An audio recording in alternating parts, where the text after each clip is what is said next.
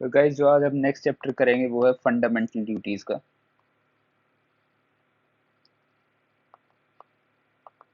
Fundamental duties एक list of duties है जो कि एक इंडियन सिटीजन को फॉलो करना चाहिए। उसका ड्यूटी है टुवर्ड्स द कंट्री।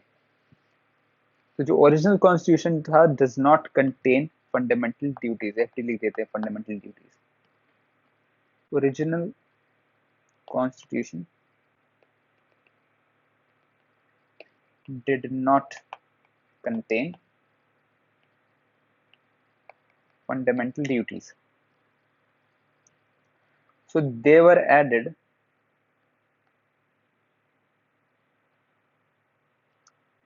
in 1976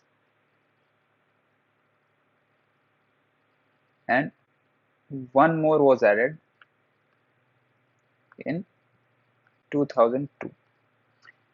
तो इमरजेंसी लगी 1970 में, 1975 में, 1976 के अंदर फंडामेंटल ड्यूटी इंक्लूड हुई। they are inspired by they are inspired from USSR. जो उस वक्त यूएसएसआर था उससे इंस्पायर्ड होकर ये फंडामेंटल ड्यूटीज हमारे कॉन्स्टिट्यूशन में डाली गई थी, क्योंकि इमरजेंसी के टाइम में बहुत ज्यादा इंटरनल कॉन्फ्लिक्ट चल रहा था कंट्री के अंदर। तो उसी लिए उस वक्त इसकी इम्पोर्टेंस दिखी उस वक्त की सरकार को, इंदिरा गांधी जी की सरकार को, और ये डीपीएस ये फंडामेंटल ड्यूटीज इसके अंदर डाली गई कॉन्स्टिट्यूशन के अंदर। और एक और चीज जो याद रखने वाली है वो है Japanese constitution is perhaps the only democratic constitution in world which contains a list of duties of citizens. Now एक और इम्पोर्टेंट चीज जो आती है कि Swaran Swaran Singh committee.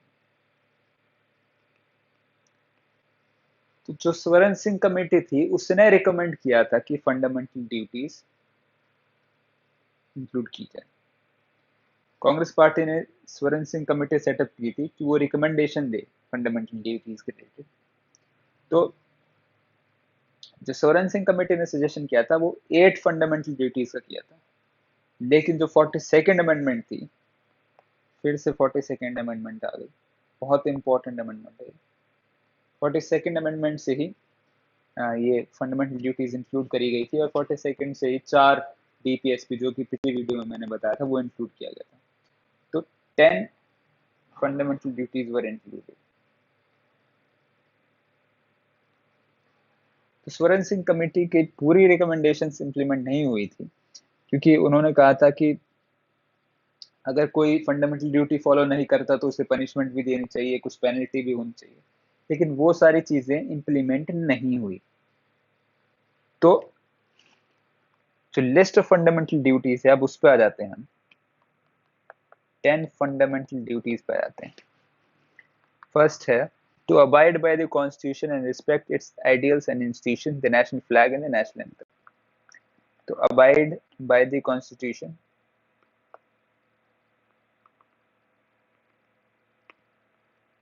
and respect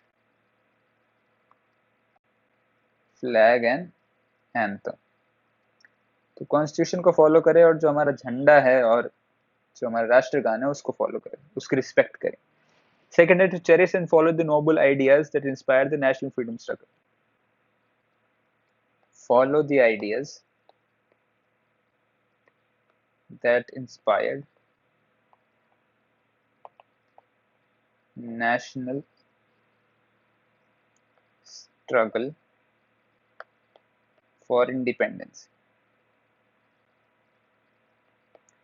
जो थर्ड है वो है to uphold and protect the sovereignty, unity and integrity of India. Third है to protect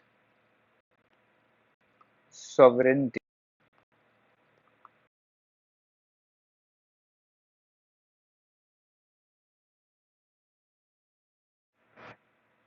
unity and integrity।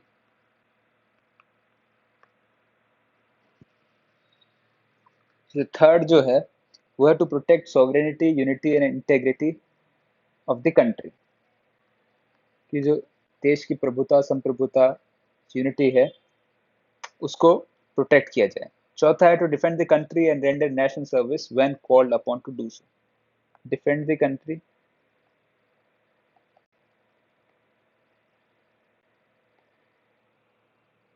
and render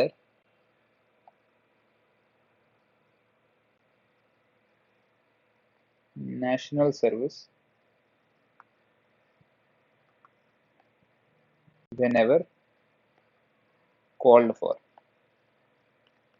Fifth है to promote harmony and spirit of common brotherhood amongst all the people of India, transcending religion, linguistic and regional or sectional diversity, and to renounce practices derogatory to the dignity of woman.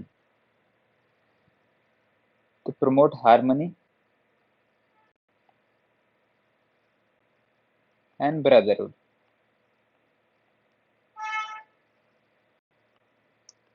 Sixth है to value and preserve the rich heritage of the country's composite culture. To value and preserve the rich heritage. Seventh है to develop scientific temper, humanism, and spirit of inquiry and reform. Develop scientific temper.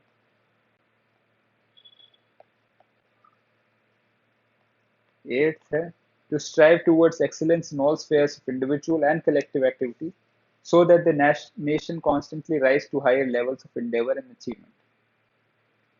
ठीक है, to strive towards excellence in all spheres of individual and collective activity, so the nation constantly rise to high levels. Ninth है to safeguard public property and to adjure violence. Safeguard public property. Okay, last है वो है to provide opportunity for education to children or ward between the ages of 6 and 14 years. This duty was added by the 86th Constitutional Amendment 2002, जो मैंने अभी बात करी। एक जो ड्यूटी थी वो 2002 में इंक्लूड करी है, ये वाला। तो वो ड्यूटी थी टू प्रोवाइड एजुकेशन।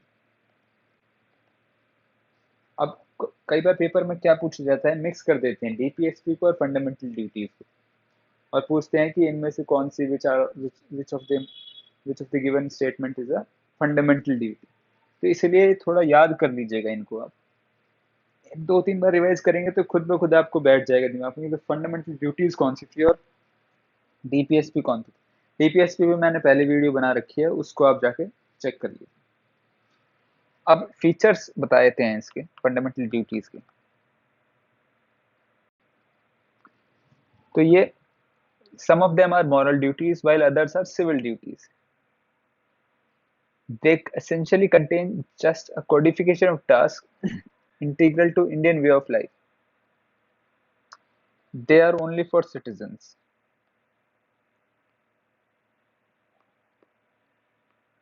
तो फॉरेनर्स को आप नहीं कह सकते कि भाई आपकी ये ड्यूटी है, क्योंकि ये सिर्फ नेशनल जो सिटीजन्स हैं उन्हीं के लिए है। ये भी नॉन जस्टिसेबल है। तो डीपीएसपी भी नॉन जस्टिसेबल है, प्रियम्बल भी नॉन जस्टिसेबल था, फंडामेंटल ड्यूटीज भी नॉन जस्टिसेबल है। सिर्फ जो फंडामेंटल राइट्स हैं, सॉरी, सिर्फ फंडामेंटल राइट्स से जस्टिसेबल इन नेचर हैं और most of the things non justiciable. तो फंडामेंटल ड्यूटीज भी नॉन जस्टिसेबल इन नेचर है। There is no legal sanctions against their violation. However, the parliament is free to enforce them by suitable legislation. ठीक है, ये important चीज है, याद रखिए।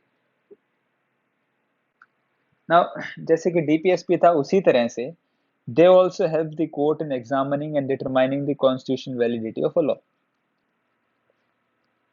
अगर कोई लॉ को चेक करना है कि ये कॉन्स्टिट्यूशनली वैलिड है, तो सुप्रीम कोर्ट इस चीज को देख सकती है कि क्या ये फंडामेंटल ड्यूटीज और डीपीएसपी से अलाइंड हैं, क्या उसी फिलॉसफी पर ये बिलोंग करते हैं।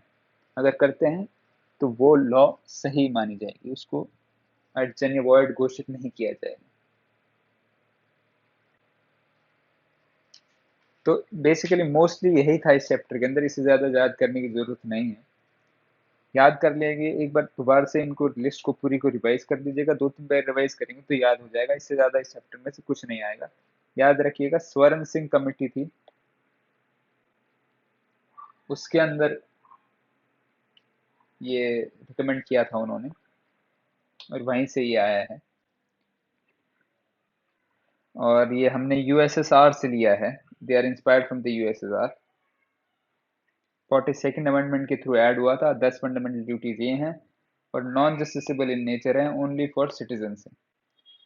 तो इस वीडियो के लिए इतना ही। आपको वीडियो पसंद आई है तो please do like and subscribe. इस वीडियो को शेयर कीजिए, और अगर कोई आपको क्वेश्चन है इस चैप्टर से रिलेटेड तो डू